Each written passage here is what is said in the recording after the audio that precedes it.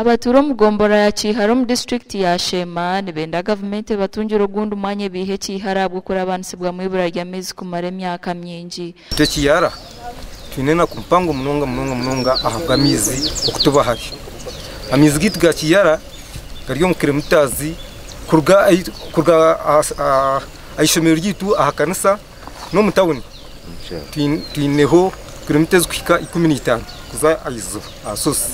Umwanya gwishomero na miza igari wa mutuma hono marisha ishato takagarikire ko mureba kandi haruho ngendanda abwo ko batingutongo bagenda hatemurire nabarabu muntoke barabu mbiti cyaro diga bahinda kwa kinene nyinji tuna business nyinji konka abwemera z'amashanyarazi bazuma bari professor ekindecho oyongera kuteko mu ngoro.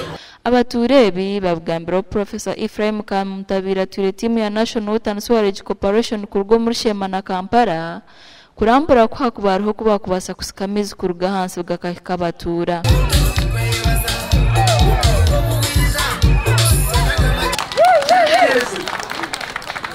Embuto twasanzire mwenu eshigire ryanyu abo kwa kumtera urukume musambaza musieneza mwesh mugamba mezi uje kukafoto na mtazamaza manya mlima mbise nenda kusima abantu basema na muno na mtulani Chihara na Kasana abo kora corrections enundi mukaekebuzamu kugara our dear professor as a member of parliament.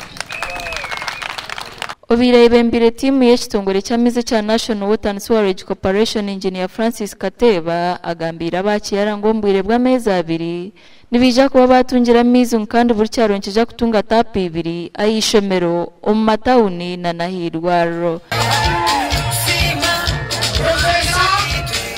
Sola at least kurata pumping amaiso garuka hasi mukino gaija elkurhan haksoza abantu batayara hei kukozesa PSPs mundo butapu obwabengi nambaso kuita bakataya omeji na majenzi omeji okumanywa influence ngwana ukya kumsana kuzire okwerwa bureji agamba.